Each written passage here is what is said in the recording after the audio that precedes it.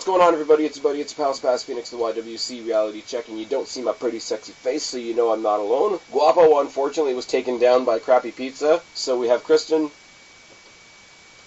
Hi, everyone. And myself. And we're going to do a super late pay-per-view pick 'em for Backlash.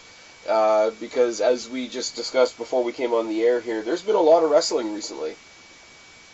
Too much. Like, a lot. Like, Takeover, Mania, Raw and SmackDown after Mania, Superstar Shakeup, Greatest Royal Rumble, hashtag Titus World Slide, and now we've got Backlash. The only thing I will say about Backlash going in, because I know I usually start off with, like, hey, how excited are we for Backlash? But I'm pretty sure you can tell how excited we are for Backlash. The only thing I will say, Backlash kind of puts a button on, like, all the, somebody was drafted to this show, but not yet, and this person is over here, but not yet. And, like, after Backlash, we're gonna, like, find out where the definite stories are going forward. You won't have Roman Reigns from Raw fighting Joe from SmackDown. You won't have Rollins from SmackDown facing Miz from Raw. And we'll save that for Survivor Series. Actually, a much better version of this. We'll save that for both Survivor Series. Because for those of you that don't know, the Saudi Arabia deal includes, later this year, the greatest Survivor Series. Oh my god, are you kidding me? I'm not kidding. We were joking about that on Monoxide's podcast. We were like, the greatest Backlash. The greatest Taboo Tuesday that's on a Sunday. Nope, we are going to have the greatest Survivor Series. Fuck. Apparently. I hate when I'm right. Apparently, yeah. So what we need to do is, for those of you that watch the Greatest Royal Rumble, we're going to get those 5 guys from Saudi Arabia that they signed to developmental deals, and they're going to take on, like, John Cena, Roman Reigns, AJ Styles, Undertaker, and Kurt Hawkins. There's your main event. Kristen didn't watch the Greatest Royal Rumble, so she doesn't know what I'm rambling about. I know the gist, because I know of it, and I know that they had a bunch of Saudi Arabian guys over there and everything, and, but yeah. They gave Braun Strowman a belt. Mostly because I looked at the matches, and I didn't think anything was very exciting, and I didn't think anything was going to push any storylines forward, and it really didn't. Well, I mean, except for the Deleters of Worlds are now the Raw Tag Team Champions, which we knew was going to happen. That's about it. Yeah. Yeah. And they gave Braun Strowman a title belt that looks like a booger. And then it was never seen again. And, yeah, I don't... Why? But I will say, he got a better trophy than Naomi got for winning the Women's Battle Royal at WrestleMania. That we also never saw again. Because Naomi's trash. Anyways, it's probably slowly chipping away at the credibility of the Usos, who are not on this show tonight, because neither tag team title is being defended on this pay-per-view. We have one random-ass tag team match, and everything else is singles matches. And like I was saying before we came on the air, I'm kind of okay with that. It's nice to not have a lot of fatal 4-ways or triple threats or anything. Sometimes the pay-per-views can get bogged down with a bunch of that, and I understand why they do that. They do that to try and get more faces on the show, but it's exhausting. Although right now everything's exhausting, so... I mean, yeah, if you take it back to WrestleMania, like, look at TakeOver, look at the ladder match, that's the one exception, but every other, like, multi-person match kind of went wah-wah. It's kind of like you couldn't make a definite decision about where you were going with, X story or Y title, so you threw everybody in there, so everybody could get a payday, and it looks... It's kind of like, Royal Rumble, but not, like, just throw everybody in the tumbler and see when everybody comes out. So, to have this, yeah, it's a B pay-per-view. And, yeah, not every title's being defended, which is kind of okay, because it's a dual-branded pay-per-view. But, I mean, I'm okay with it. Like, we just established the Bludgeon Brothers as champions at WrestleMania. We just established the Deleters of Worlds as champions at the Greatest Royal Rumble. Let them sit with them for a little bit. We're still feeling the results of the shakeup. We still haven't seen Sanity or Andrade Almas on SmackDown. So, but yeah, so let's talk about the match we didn't know was happening until about an hour ago on the pre-show. Isn't it great that we were a day late?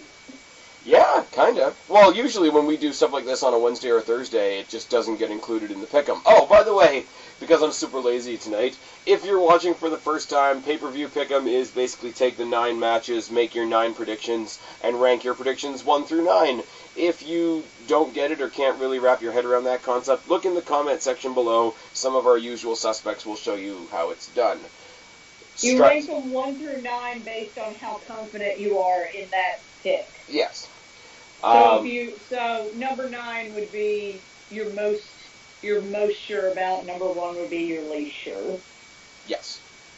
Look down in the comment section below. Look for my loyal, like I say, the usual suspects: strifenineteen, Mizark, Cheney, guys like that. I'm looking at you. Help out the new guys in the comment section below.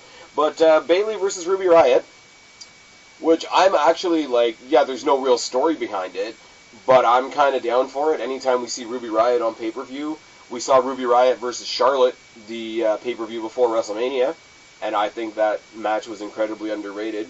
We know what Bayley can do, and we know that Bayley's got her thing going on with friggin' Sasha, so Sasha's going to fuck her over, and I got Riott winning at 6.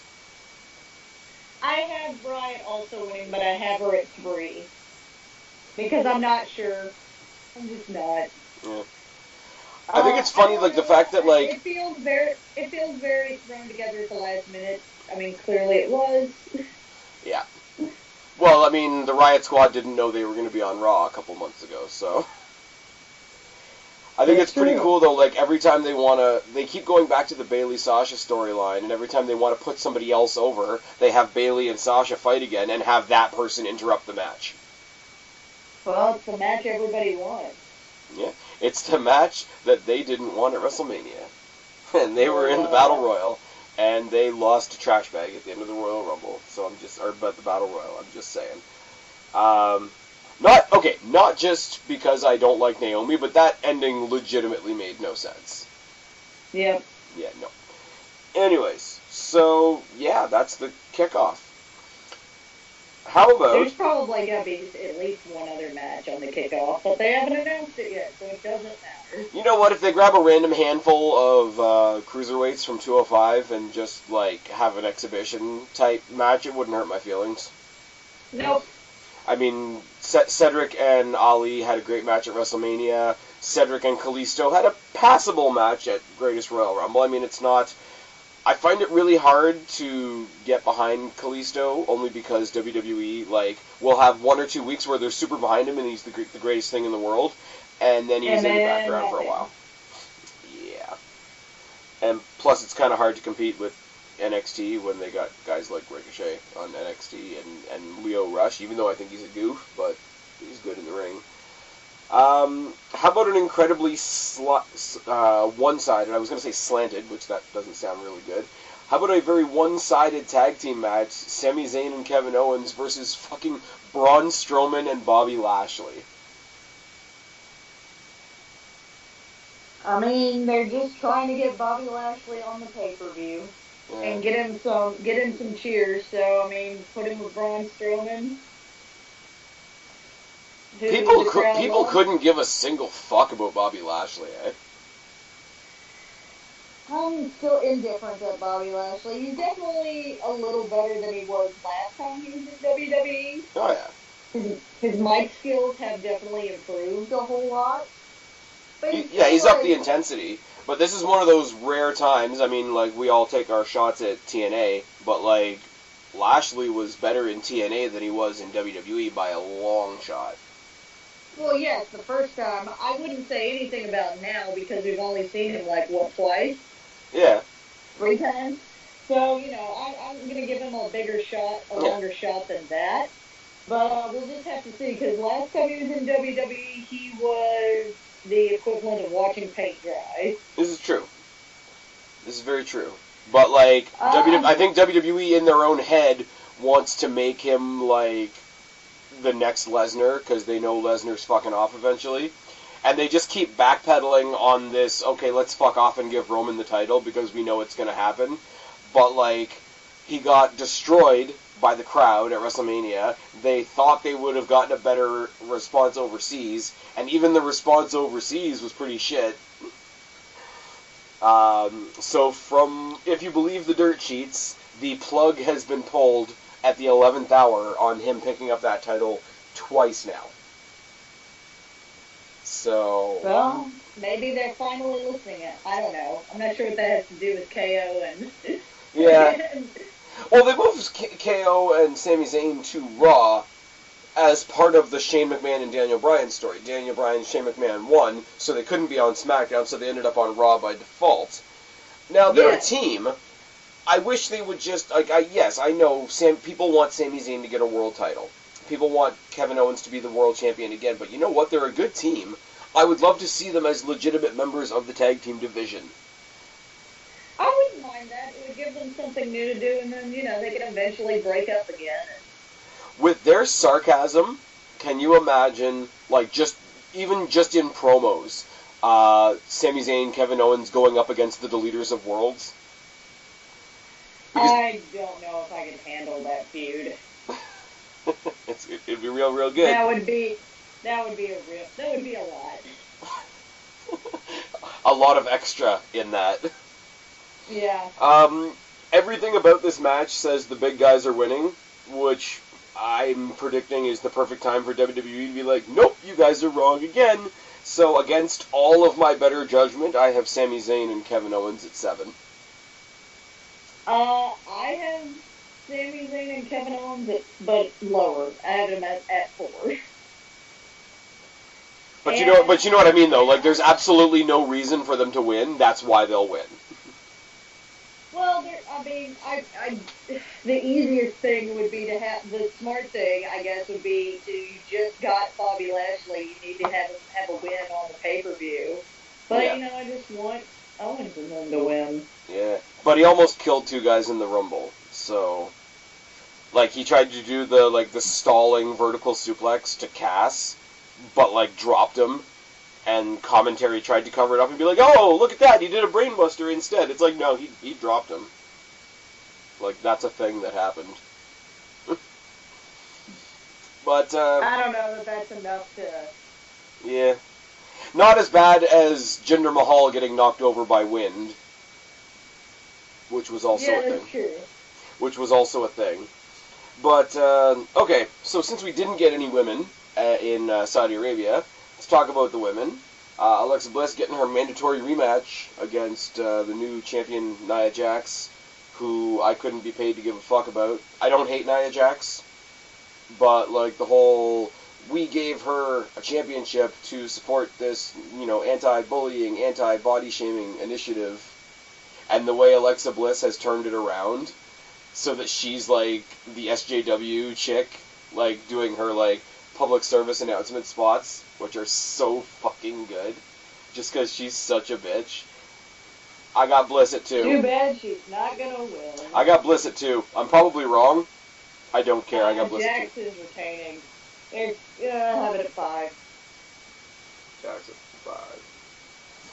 I just want it, because, yeah, Bliss is a heel because she called somebody big, but the big chick isn't a heel for making fun of her for being small. WWE putting a nice big magnifying glass on the hypocrisies of real life kind of makes me sad. Or kind of makes me laugh, rather. Carmella is retaining against Charlotte. This is my thought. Yes, I have that as well. For a couple of reasons. They took a long-ass time to put any spotlight on Carmella. I mean, they gave her the Money in the Bank, but, they made it cheesy at the same time, where, she couldn't really claim credit for it, because Ellsworth helped her both times. So she had the briefcase, but she was still being, the chirpy little mid-carder that wasn't really doing anything. She's the first ever female Money in the Bank person, so they're not going to make that a cheesy, 2-week run, I don't think. B, they've associated her with the Iconic Duo, the Iconics, who are fucking fantastic. And they're really good. and like everything about them should make me hate them, but I love them. I like them in NXT. I like them. It reminds me of the Beautiful People, but like not as like tropey, I guess is the word I'm going to use. Yeah, well, they've known, if you've, I'm going to plug another podcast, but if anybody listens to the Lillian Garcia podcast, Chasing Glory, she had these girls on there, and, like, they've legit known each other since they were, like, 10, so it's not surprising that they bounce off each other pretty damn well. But also, like, whereas opposed to the Beautiful People, they were out there playing characters, the Iconics go out there. And I've said it before, and I'll say it again. What makes all the difference in the world is if you can tell that the wrestlers in the ring are having a good time. That's true. And I do believe they are having a good time. And they look like they're having a fucking blast. It's kind of awkward throwing Carmella in there because they're not quite the same gimmick. Like, she's a different kind of obnoxious. I really think if WWE hadn't been dumb and fired Emma, like, Emma could have an Aussie faction with these two, and it would be fucking great, but they're dumb, so there's that. But yeah, and I mean, like, realistically, the other half of this, not that I don't want anybody to think I'm shitting on Charlotte, but, like, Charlotte doesn't need the title right now. No, she doesn't. Charlotte is almost bigger than the title right now in the women's division. Well, the three biggest names right now, if you talk to most people, are, like, Asuka, Charlotte, and Ronda Rousey. I mean, we're going to talk... pretty much. We can talk at another time about how I think they're absolutely wasting Ronda Rousey right now, but... Like, they have her buddying up with Natalya, and I'm sorry, like, my fellow Canadian, we know she's great in the ring, but when was the last time anybody legit gave a fuck about Natalya? And now they've got Natalya partnered up with friggin' thing. The only thing I can think of is they think it's going to come off similar to when it was Natalya and Beth Phoenix, when they did the whole, like, Divas of Doom thing. But I don't, like, Ronda Rousey of anybody does not need that. I don't know what they think is happening. I don't know why, but I kind of think that, like, I mean, I don't think they're going to put a title on Rousey until, like, next year's WrestleMania, potentially. I wouldn't mind, in the meantime, seeing her square off with Nia Jax. And I don't know why I'm saying that, because Nia Jax is still pretty green, and Ronda Rousey's, like, still green in her transition. But for some reason, I see that working. I don't know. Maybe they have, like, a random interaction on Raw. The problem is they're both pretty weak on the mic. This is true. I assume that that's half the reason. Well, there's a part of the reason why Natty is with Ronda is because, you know, she's actually helping Ronda transition. She's been helping her work out and everything. That's fair enough. The other reason I feel like, and there's no confirmation or anything that I've heard, is because, you know, Ronda needs somebody to talk for her. I'm not saying she's bad on the mic. She's still just new. And she still sounds very, like, I'm trying to be a good guy. I'm trying to be a face. Like, you know when you first get introduced in WWE, how you're that super squeaky clean baby face? But you know what though, like, and I thought the same thing when she first came in, because like every promo she cut was just like, I'm just so happy to be here. I'm having my fan market, like almost like Bayley-ish. Yeah. But the more I've seen her, and the more I've seen her interact with people, and you know what we saw at WrestleMania, which was better than anybody expected, I think that's fair to say. I'm okay with that. Like, for her to come out all, like, happy-go-lucky, and then in each match or in each situation or scenario have that, like, snapping moment where we get the other half. Depending on how they use it, that kind of, like, Jekyll and Hyde idea could work.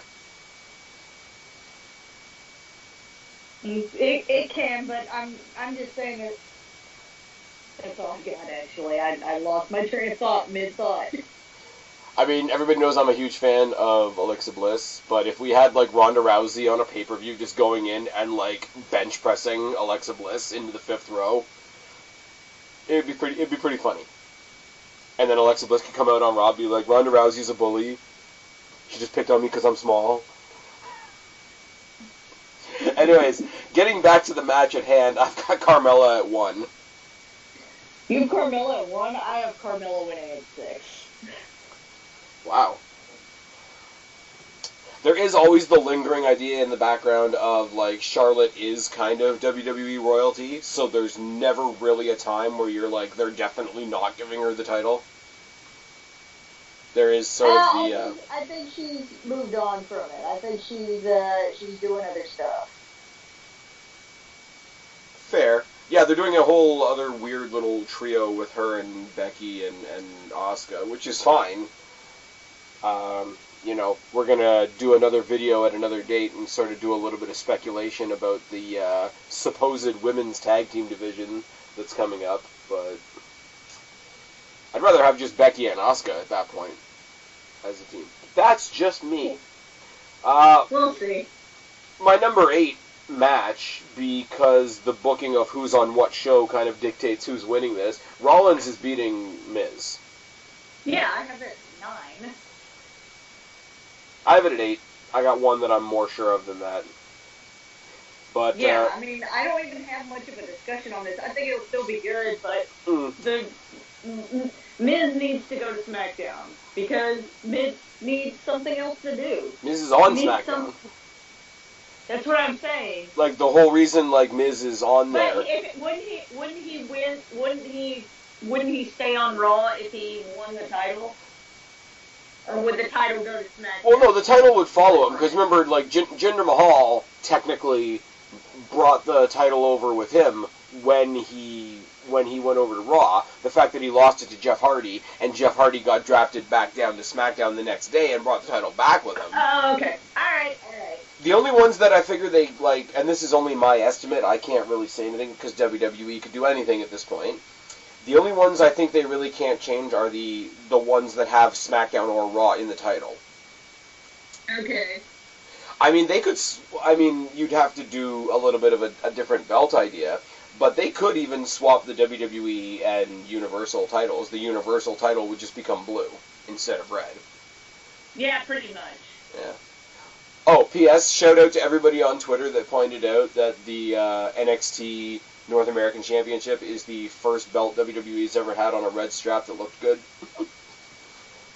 I thought you hated that. I've done a 180 on it. I really have. And part of that is like seeing it like on somebody rather than just seeing it in a graphic. But yeah, the very first picture I saw of it was very red. It's not nearly as red as the first one that I saw. And the imagery of it is kind of cool. It's the only NXT title that's not just a big X, which makes it stick out. And I mean, friggin' Undisputed Era has like a lot of gold. A lot of gold. Friggin', what's his name? Cole's got the North American title. Strong and O'Reilly have the tag titles. And Bobby Fish has a knee brace. So everybody's got something to hit somebody with. It's good. It's true. I mean, and I said it in my SmackDown review. For those of you that know that I went to Destiny Icons on Sunday, Pete Dunne versus Marty Scurll was a lot better than Pete Dunne versus Roderick Strong on NXT. I'm sorry, but I have to say it. It's kind of true. Anyways, yeah, but I hate going back to the match at hand again. I hate saying that it's such a one-sided thing because Miz is stupidly overrated, and I don't think he's going to go and feud for the U.S. title on SmackDown. No. So I think he's... A lot of people are saying he's going to do like a Shawn Michaels, Kevin Nash thing with wow, I almost said Test. Big Cass. Big Cass. Which I wouldn't be 100% against, except that Ziggler and McIntyre are doing virtually the same thing on Raw. They're not doing exactly the same thing. I think they've more teamed up than... Yeah. It's not him being a coward and hiding behind Drew McIntyre. Friggin' McIntyre and Ziggler doing the Claymore kick into the zigzag is pretty fucking sick, too. Yes, it is. Ziggler being, like, all, like, super hyper about it, though, kind of gives it, like an Enzo and Cass done properly feel. which is kind of cool. But for that reason is like why you can't really do like Miz and Big Cass on SmackDown, because they've already got something similar going on somewhere else. Rollins is going to win. I'm actually going to wait until we talk about another match, because I don't think this is going to be a clean win. I think there's going to be some fuckery, but we're going to talk about that later on, because I have a theory. Okay. But I got Rollins at 8. Okay. I got Rollins at 8, you got Rollins at 9. Yes. For those of you playing along at home, I have it at 8, Kristen has it at 9. I know this is the match that you're so looking forward to. Probably. Jeff Hardy versus Randy Orton. Yeah, I'm sure,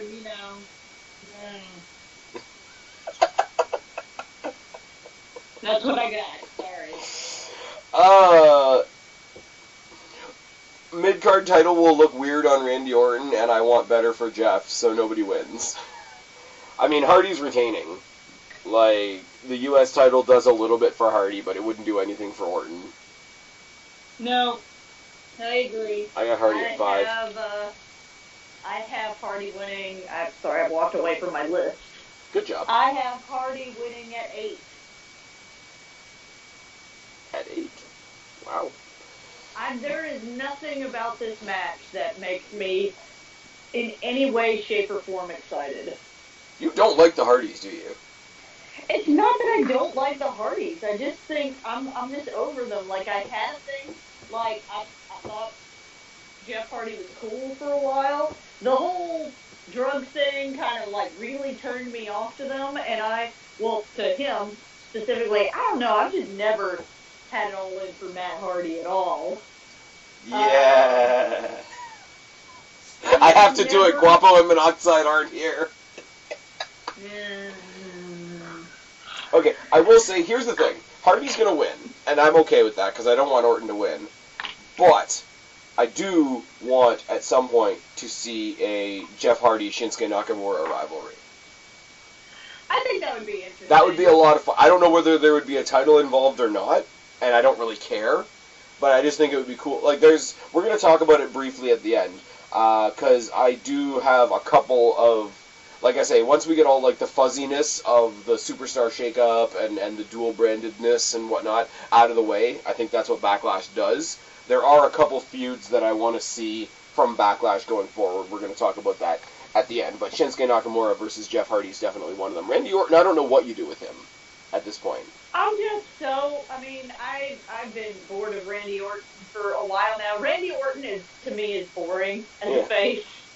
He's one of those guys that needs to be healed because he's boring as a face.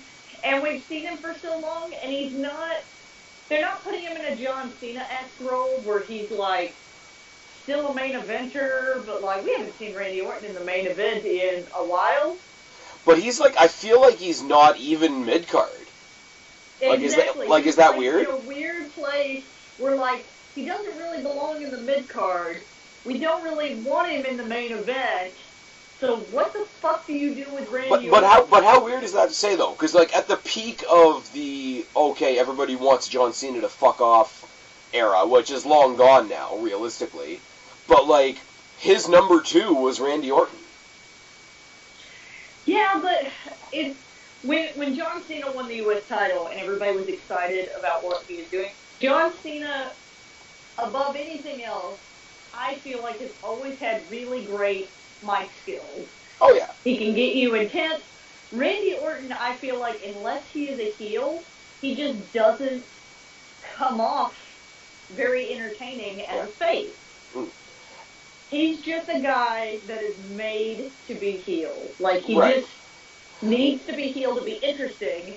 And so, like I said, I don't know what I would do with Randy Orton, because as a face, he's Randy fucking Orton, so he's too big, really, to be holding and he's not holding, and he wouldn't hold a mid-card title like John Cena did, where he's like, I'm taking all challengers and everything, so it was, like, interesting.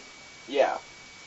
There's not much interesting Randy could do with here's the problem, title right? that I can think of. Here's the problem. Randy Orton, mean, you can't question the guy's pedigree. You can't question his experience. You can't question his contributions to WWE. And his wrestling skills. I mean, Randy Orton and this is my point. Wrestler. This is my point, though, right? And all of us have those matches that even if there's no story, we still enjoy the match for being a great match. We enjoy a wrestler for being a great wrestler. So it's kind of odd to say, but unless Randy Orton's a heel, he's quote unquote just a great wrestler. Yeah, where we look at it and it's like, okay, he's been around a while. We know he's great. We need something else to sink our teeth into, which is kind of unfortunate because. On one level, I want to think it should be enough that he's just a fucking fantastic wrestler. But it's not. Like I said, John Cena, has the personality to be able to do something on the mid-card, and, people like it. Randy Orton, if he's not a heel, I don't give a fuck. And John Cena as a face as a heel would be so weird. Imagine Randy Orton. Okay, here's the go, because you got Survivor Series coming up in November. Not the greatest Survivor Series, but Survivor Series. So you keep Randy Orton face till November. John Cena turns heel. John Cena versus Randy Orton, except they're flip-flops. Heel John Cena versus babyface Randy Orton. How fucking bizarre would that be? It would be pretty bizarre. Alright. I mean, that's enough. We've spent a lot of time talking about why we don't care about Randy Orton. We did spend a lot of time talking about somebody who's that boring. Yeah. Our conversation was more exciting. Yes, pretty much. Okay, but speaking of great wrestlers... He has Lashley syndrome. He's like wet paint, like watching paint dry. Okay, but he is a great wrestler. So let's keep into the contexts of great wrestlers. Let's talk about one of the greatest ring tacticians WWE has that they just got back. Of course, I'm talking about Big Cass. Clearly. Big Cass versus Daniel Bryan. Why am I kind of looking forward to this match? I don't know why. I don't know. It makes no sense to me. It's kind of like, remember, and I ended up being completely wrong, but remember when they did that weird Bray Wyatt-Ryback feud? And I was like, I can't put my finger on it, but I'm kind of intrigued by this, because I have no idea what this is going to look like. And then I fell on my face, because the match was a car wreck, and not in the good way. I kind of feel the same about this. Because I think Daniel, not just in size, where we've got, Cass, beating up a midget in 2018 on SmackDown, because classiness. But they're so opposite of each other. They're so opposite as far as, ring skill or lack thereof. They're so opposite as far as, Daniel Bryan is stupid over, and, nobody even cares enough to hate Big Cass. That's true. It's a thing. But here's the thing, and this is where we're going to look back at the other match that I talked about a moment ago. I've got Cass winning at 3. No way. No, there's a reason, though. Okay, fine. What's your reason? It better be a good one. Why was The Miz drafted to... In storyline, why was The Miz drafted? Because Daniel Bryan requested he was. Yes. So, here's how I think... You think The Miz is going to come in? No, here's how I think everything goes down. This is how Rollins keeps his title. This is how Cass gets a win under his belt. This is how this whole thing works. If The Miz is pissed off at Daniel Bryan for pushing him around and, manipulating him back to SmackDown, Miz comes in, fucks over Daniel Bryan, Cass gets a win, Cass gets to go on SmackDown and make shitty promos about how he beat the little guy and being big is all that matters. Later on in the night, you have the IC title match between Rollins and Miz, which is predictable as hell, and we all know that Miz is going to get squashed in the process. If Daniel Bryan comes back out for revenge, tit for tat, and costs Miz the championship, Miz loses without actually looking bad. Rollins keeps his title, goes to Raw. They've each taken one shot at each other. They go off with their own story, and we're off to the races for SummerSlam or Survivor Series. That makes sense to me. I still think Daniel Bryan's winning, and I have him winning at 7. Because he just came back. I know he got his win at Mania, And he now holds the record for the longest duration in a Royal Rumble. At the greatest Royal Rumble. He looks like fucking Hamburger. If you saw the videos that were online, like, they kept him off SmackDown because they were worried his chest was going to be infected because it was all, like, opened up and shit. Like, welcome back to wrestling. Roderick Strong coming out in the Royal Rumble to the Undisputed Era music was kind of odd. Mm-hmm. I was really hoping... Well, he is in the Undisputed Era, so... Yeah, I think it's kind of funny that on NXT, he, like, came out to a couple seconds of his old music, and then he does, like, this weird-ass, like, almost Shawn Michaels on his knees in the aisleway pose, and his music transitions into the Undisputed Era music. I was really hoping we were going to see Adam Cole, baby, in the in the Royal Rumble. But we did not. Not so much. And we saw one of Heavy Machinery. For reasons. Just one of them. Just Tucker Knight, not even the fun one. I would have died if friggin' Otis Dojovic came and was in the battle, or in the Royal... I keep wanting to say Battle Royal, sorry guys. The Royal Rumble, because that would have been fun. The personification of low center of gravity. I got nothing. Yeah, neither do I. I mean, they got some random sumo wrestler in there, for reasons. Somebody told me it was because they wanted Yokozuna, and I guess didn't know that he was dead. Yeah, the Prince of Saudi Arabia had two requests for the Royal Rumble. One was Yokozuna, and one was the Ultimate Warrior. Also dead. But they also I know they have the internet in Saudi Arabia. But see, here's the thing though, like, you can't really blame them, because they also requested The Undertaker, and he did show up. Who's not dead? No, but he is dead. Technically, he's dead. He showed up even though he's dead. And I totally ripped off that whole fucking line from What Culture, so go show those guys some love. But yeah, no, Hornswoggle was in the Royal Rumble as well. All right. Titus World. I saw those because I saw Finn Balor posing with Hornswoggle, and it said something about 2 Irishmen in Saudi Arabia. Honestly, like, take Hornswoggle out of the equation for a second, but they could do an Irish faction in WWE right now, and I'm not even including Sheamus in this. If you had Finn Balor, Killian Dane, and Becky Lynch as a faction, I'd be in for that. Finn Balor... WWE doesn't know what to do with a faction that has females in it.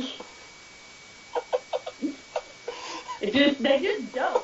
If it's not an all-female faction, they don't know what to do. Okay, but that's the sad thing though, because there literally is nothing to do with an all-female faction. Exactly.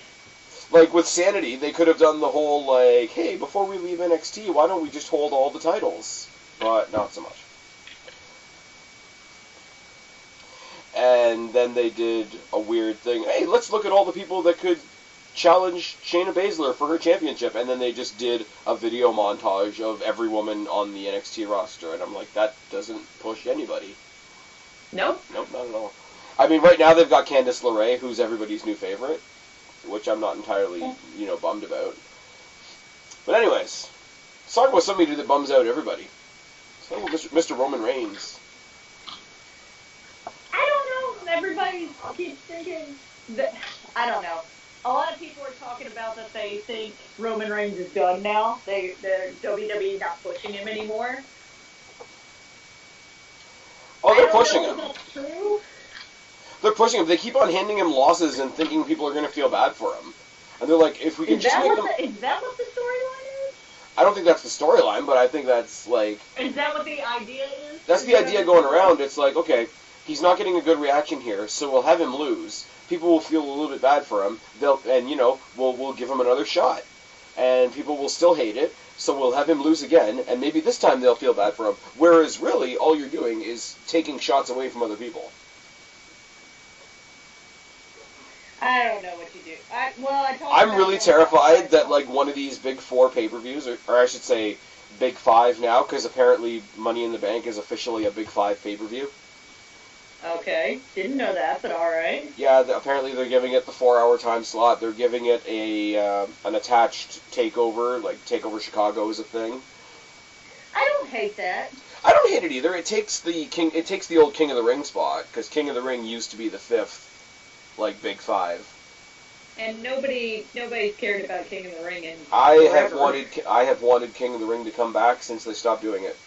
I miss King of the Ring. But they never do anything with it. Austin 316. Who was the last King of the Ring? Well, the last King of the Ring was the stupid 1-hour network special, so fuck that noise. No. Who was the last winner of the King of the Ring tournament? Edge won King of the Ring. That is a serious question, Spaz. Who was the last person that won the King of the Ring tournament? I think wasn't it Sheamus? No, there's somebody after Sheamus. Oh no! I'm afraid I've got some bad news. I think there's somebody after him, too. Who won it after him?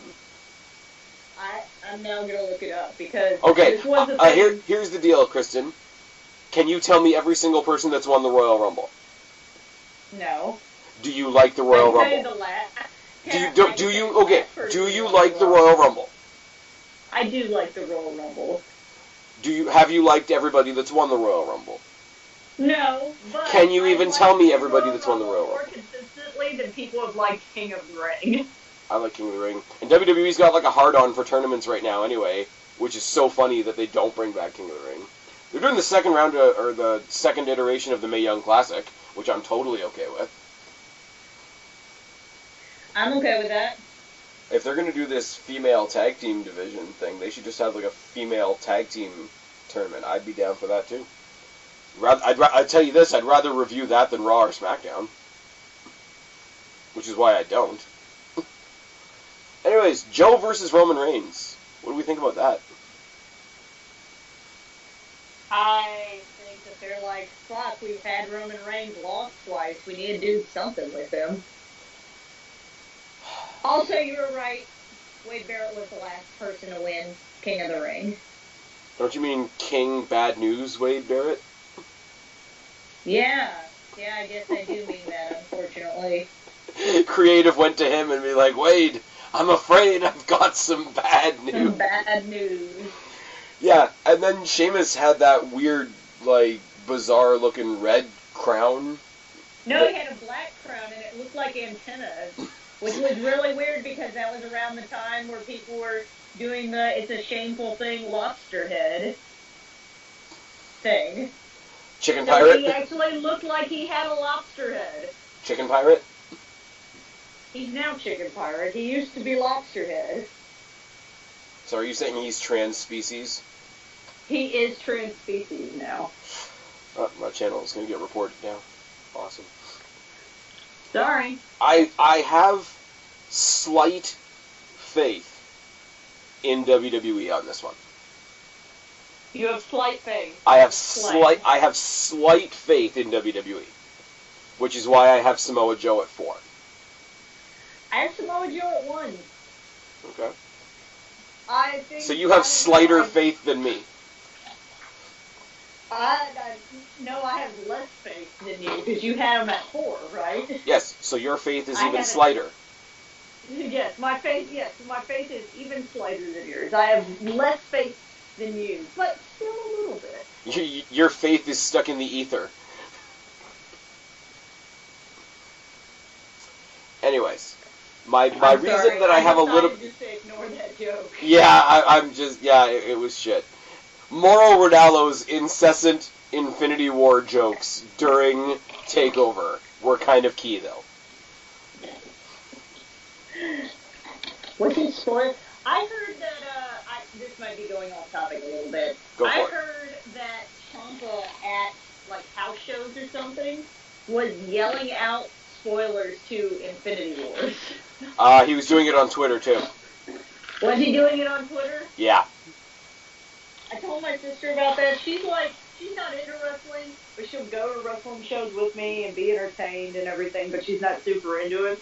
And I was telling her that that Ciampa, you know, he's being a heel in WWE. And you almost said bad guy. Yeah, I did say bad guy. That's what they are. Fuck. That's how I have to explain it to my sister. She doesn't know what heel and face is. Do you know the first time, you may know that, the first time I started doing wrestling reviews, I got shit on for saying good guy and bad guy. I think I did know that, yeah. I got, like, Deidre and I got shit on for saying good guy and bad guy instead of heel and face. Look at these girls, they're just a fucking bunch of casuals. Yes, and that wouldn't have been a wrong assumption. We were a bunch of casuals. Yeah, but you were also on YouTube driving around showing people where you lived. So That's there's true. also that. That's not true. I was showing people where Deidre lives. That's completely different. That's so much better. That's so much better. On accident. And somebody in your comment section is like, hey, I know all those places. Fuck, and that's when the vlog ended. Yeah. That's okay. Then you came here, started doing friggin' live previews with me, and found a whole different bunch of creepers. I would like to add, somebody sent a tweet. I forget who it was. It's one of our regulars. Somebody sent a tweet to you. And I think it was Strife. Shout out to Strife19. Wanted to do. We were talking about doing an Infinity Wars review, and he wanted us to do a live one. And did we stop doing live shows because of the creepers? We did not stop doing live shows because of my specific creepers. Yeah. Although it's funny to say that, though. It's like, way... It is way funnier to say that, but that's not why we stopped. It's not actually the case, no. Way to misrepresent my entire gender, guys. Come on now. Anyways, going back to the match now. And this is the only reason, it's like... I know we say a lot, like, how stupid can WWE be? Like, let's be real. Let's be real, we say that a lot.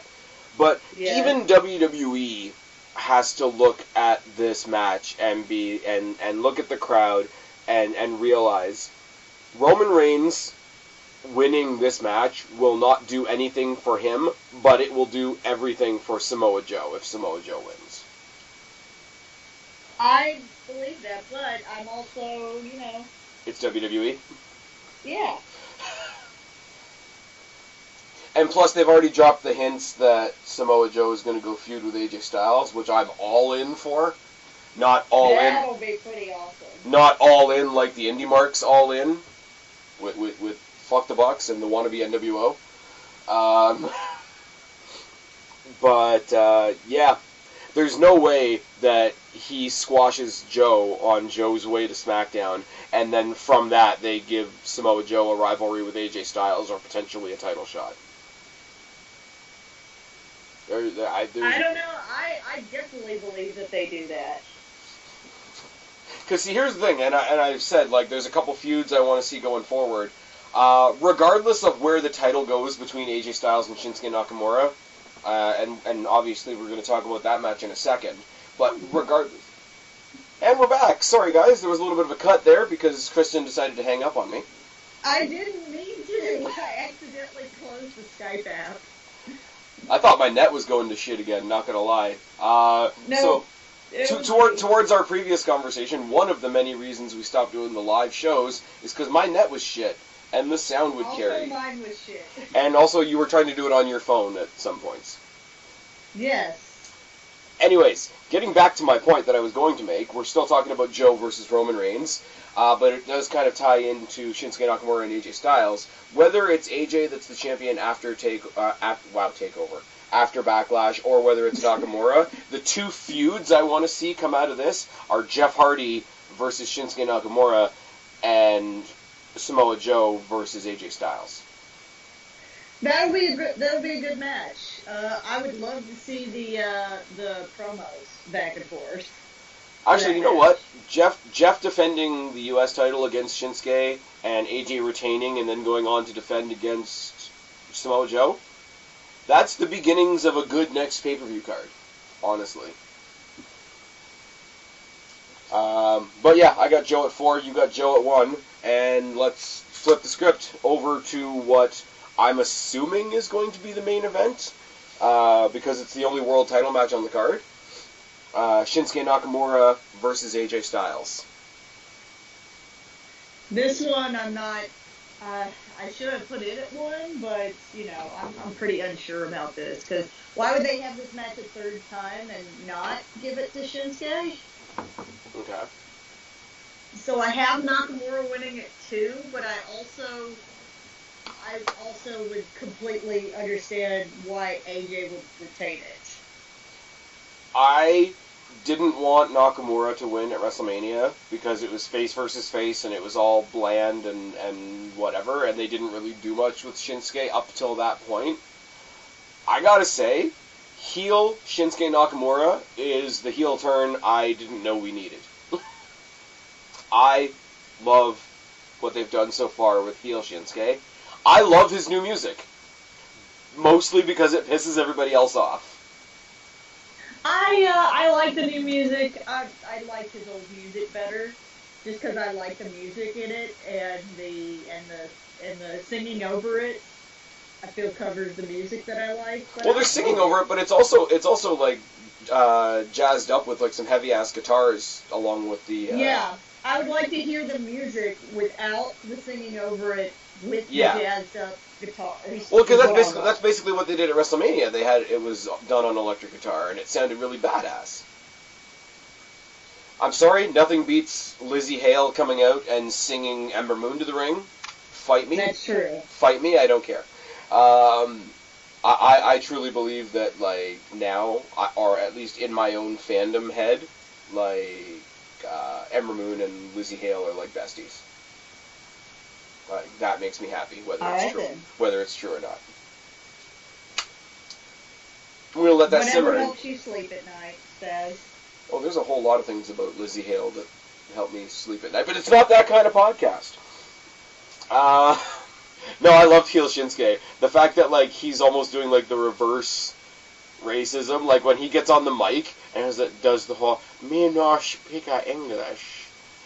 It sounds like he's making fun of somebody that's making fun of Japanese people. Which is fucking great. Because it turns the typical, like, racial stereotype, like, right on its head. And he's just super obsessed with punching AJ in the dick. Which is never... He is very obsessed with punching AJ in the dick. Like, it's not even like... Okay. It's like almost his gimmick at this point. Oh, it's Nutcracker Nakamura. His gimmick is punching people in the dick.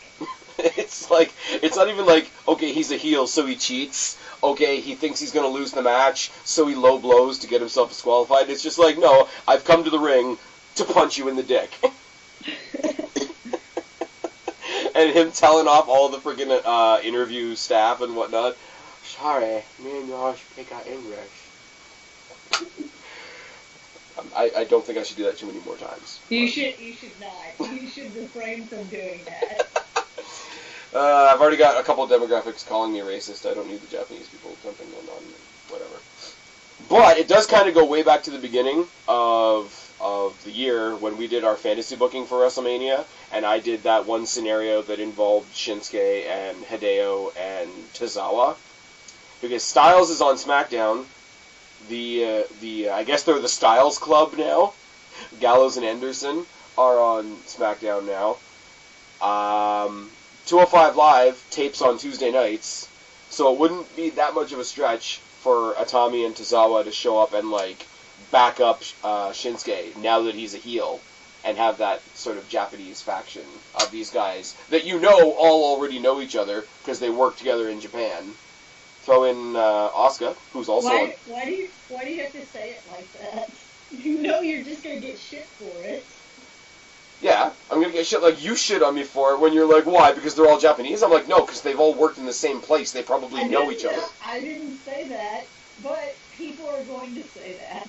Well, people are fucking morons. I have to like Naomi or I'm racist. You can fuck off. She's terrible. Her gimmick is terrible. They all know each other. She's gonna hurt somebody. Clearly they all know each other. She stole my spot on the bus. Ooh. Oh, dude, why? You just enjoy digging yourself into a hole? Oh, fucking trust me. The Married Marks podcast can kiss my ass. They're going right at me and trying to name drop me without name dropping me. in their podcast because they think I'm such an asshole. I really don't care anymore. I mean, fuck, look at my Twitter handle if you want to see how many shits I give, because the abacus to count the shits that I do not give is huge. Anyways, all of that being said, I really want Shinsuke Nakamura to win. I wouldn't care either way, but I think you don't give it to somebody a third time and not. Yeah. It'd be weird if he was going to Raw or something. That would be different, but it'd be weird to have him lose 3 times and then you're just like, well, I don't know what to do with this storyline, and now he fights somebody else. If he was going to Raw, then it would totally make sense that he's dressed like head to toe in red. Like, now I'm gonna go feud and punch somebody else in the dick. I want that to be his gimmick.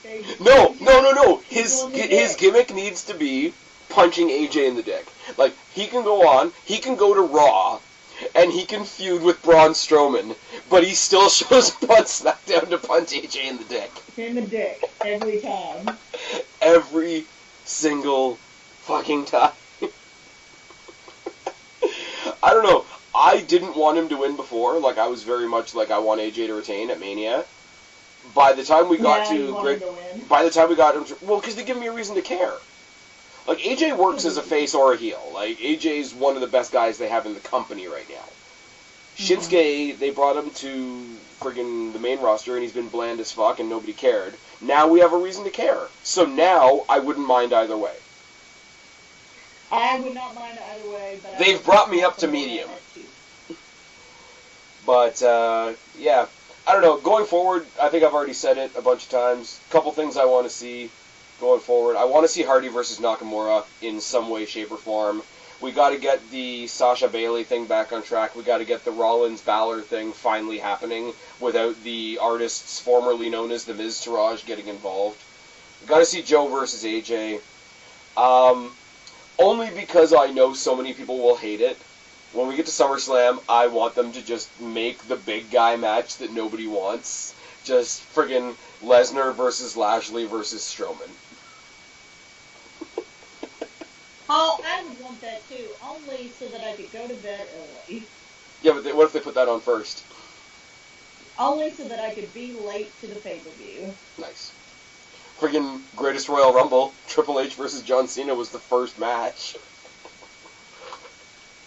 I understood that, though. They're like, we gotta give them something. Hey, but, shout out to Saudi Arabia, the Cruiserweights were actually on the card for a pay-per-view. Ooh. No Cruiserweights on this pay-per-view card, though. No tag team titles on this card. It's a weird card, but it's like, it's a card that I'm weirdly okay with. Even the weird shit, like Daniel Bryan and Cass, I kind of want to see where it goes, because I think it's going to tie into the Bryan Miz thing. It could be a good card. It's a very weird card, but it could be a good card. It's a very weird card. Could be a good card. So far, there's only me and you playing the pay-per-view pick'em, so we might be going head-to-head, unless some people hit us up down in the comment section below. Maybe I might actually win one for a change. No, you'll come in second out of 2. Yeah. Actually, no, you'll come in third out of 2. I'll come in third. I do that for, like, entirely possible.